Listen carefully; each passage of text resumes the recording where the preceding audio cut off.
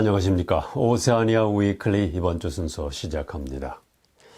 1년에 한 번씩 열리는 오클랜드 지역 한국인 낚시대회가 지난 토요일 새벽 6시 50분 뉴질랜드 북섬 동해안에 있는 파키리 비치에서 열렸습니다.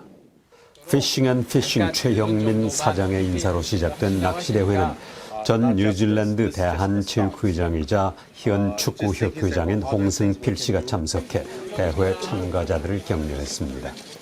또한 오클랜드 익사방지재단의 메디슨 챙은 대회 전 낚시에 필요한 안전수칙에 대해 안내하고 라이프 자켓을 입는 요령과 사용법에 대해서 설명하는 시간을 가졌습니다.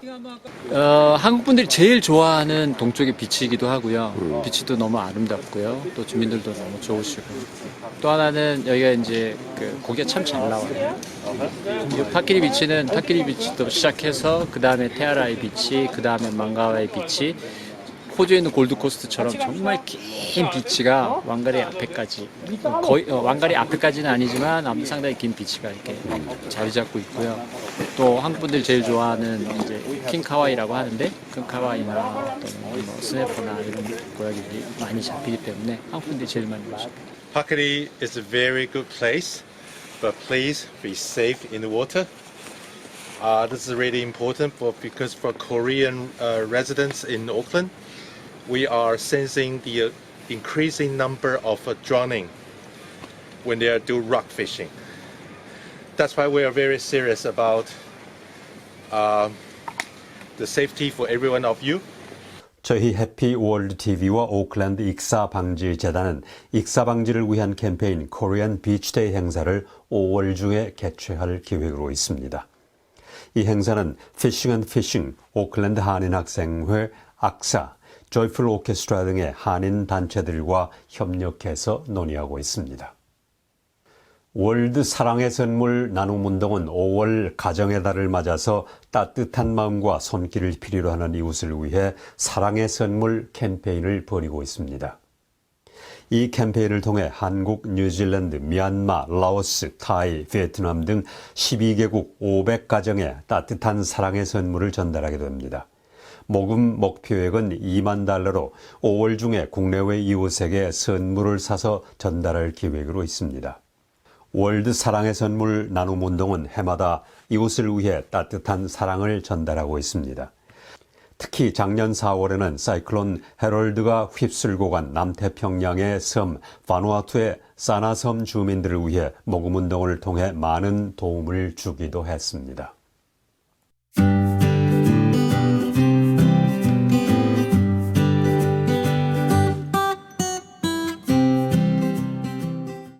그동안 국경 폐쇄로 호주와 뉴질랜드 간의 왕래가 자유롭지 못했으나 드디어 지난 월요일 하늘길이 열리자 감동적인 재회의 모습을 볼 수 있었습니다.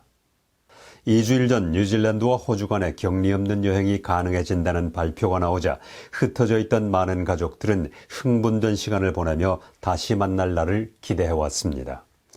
호주의 메리 스페인 외무장관은 이번 주에 뉴질랜드를 방문할 예정입니다. 뉴질랜드의 마후타 외무장관과 호주의 페인 장관은 코로나 바이러스 사태 발생 후 처음으로 만나게 됩니다. 마후타 장관은 그동안 호주와 뉴질랜드는 코로나 바이러스 퇴치를 위해 최선을 다해왔다고 말하고 양국 간의 국경을 연 것이 다른 나라와의 관계 개선을 위한 첫걸음이 되길 바란다고 말했습니다.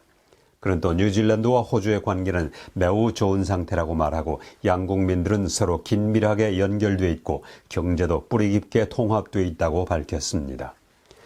제신다 아던 총리는 호주의 페인 외무장관의 뉴질랜드 방문은 매우 의미가 크다며 양국 외무장관 회담에 자신도 참여할 수 있을 것 같다고 말했습니다. 많은 사람들이 동물학대라고 주장하는 것은 논란의 여지가 있기는 하지만 이제 뉴질랜드 정부는 살아있는 동물의 수출을 중단할 것으로 알려졌습니다. 이와 같은 움직임은 TV 뉴질랜드 일요일 프로그램에서 소가 바닷물 속에서 얼마나 견딜 수 있는지에 대한 조사를 지난 수개월간 해온 후 나온 것입니다. 1차 산업부의 수의사이자 전 동물복지 책임자인 존 홀스트롬 박사는 살아있는 동물을 수출하는 무역은 수년 전에 그만두었어야 했다고 말하고 지금이야말로 정말 그 시기가 도래한 것이라고 강조했습니다. 작년 9월 네이피어를 떠난 후 동중국해에서 걸프 라이브스톡 선박이 전복된 후 업계의 주목을 받아왔습니다.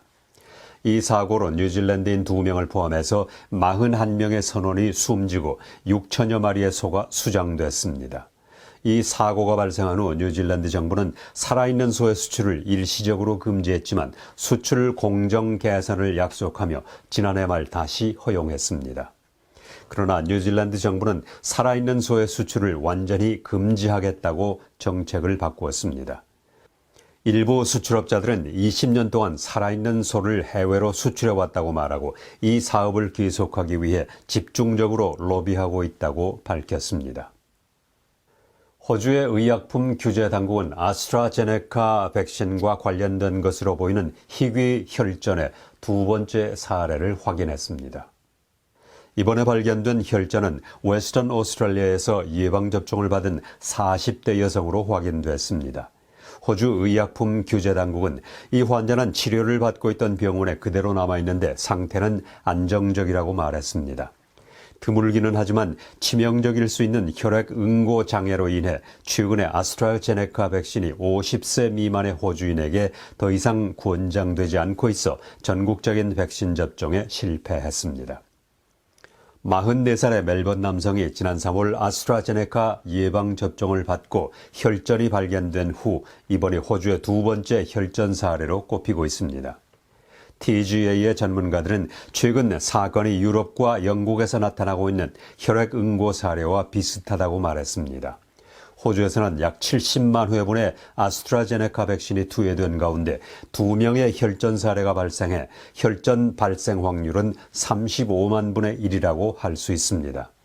영국의 경우 이러한 희귀한 혈전의 위험성이 백신 접종을 받은 사람 25만 명 중 1명이라는 사실을 발견했습니다. 제신다 아던 총리가 호주인들이 격리 없이 뉴질랜드를 방문할 수 있다고 발표한 지 얼마 되지 않아서 호주가 다른 국가에도 국경을 개방한다는 얘기가 나오고 있습니다. 시드니 모닝 헤럴드는 호주 이민당국과 보건당국이 수개월 내 싱가포르와 국경을 열 계획을 하고 있고 그 뒤를 이어 피지, 베트남, 태국 등 코로나 바이러스 감염자 수치가 낮은 다른 국가와 일본, 한국 등과도 국경을 열 준비를 하고 있다고 보도했습니다. 호주의 스콧 모리슨 총리는 싱가포르, 일본, 한국과 국경을 개방할 생각을 했었다고 말했습니다. 그러나 현재 상황으로는 이들 나라와 국경을 여는 것은 적절하지 않다고 덧붙였습니다. 모리슨 총리는 최근 전문가들의 예방접종을 받은 호주인들이 호텔 검역을 거치지 않고 해외여행을 할 수 있는지를 조사하고 있다고 말했습니다. 호주가 만약 다른 나라의 국경을 개방한다면 뉴질랜드 정부는 딜레마에 빠질 수도 있을 것으로 보입니다. 뉴질랜드 여행자를 포함해 격리 없이 뉴질랜드에 입국할 수 있는 호주 사람들이 고위험 국가의 여행자에게 노출될 가능성이 있기 때문입니다. 뉴질랜드 보건부가 최근 발표한 계획에 따르면 오는 6월 말까지 100만 명 이상에게 백신 접종을 하는 것으로 나타났습니다. 6월 30일까지 보건부는 최소한 116만 1952명의 뉴질랜드인이 첫 번째 접종을 받을 것으로 예상하고 있습니다. 그중 거의 절반은 뉴질랜드 전체 인구의 약 26%를 차지하는 오클랜드 지역 시민들입니다.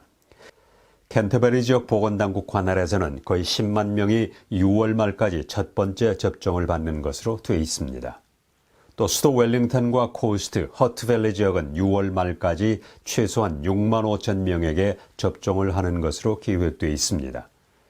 오클랜드 대학의 백신 전문가인 헬렌 페투시스 해리스 박사는 이러한 목표는 달성 가능한 것이라며 사람들이 백신 접종을 받는 속도가 점점 빨라지고 있다고 말했습니다. 모든 뉴질랜드인이 연말까지 2차 접종을 받으려면 매달 약 100만 명씩 주사를 맞아야 한다는 계산이 나옵니다. 와이카토 대학교는 재정 문제로 인해서 최고위 관리직 12명을 줄일 것을 제안했습니다. 와이카토 대학의 제안서에 따르면 작년보다 재정이 300만 달러가 줄어들어 일자리를 삭감하면 약 110만 달러를 절약할 수 있다고 밝혔습니다. 와이카토 대학은 코로나 바이러스로 인해 외국인 학생 등록이 크게 줄어들어 이러한 재정 문제가 발생했다고 말했습니다.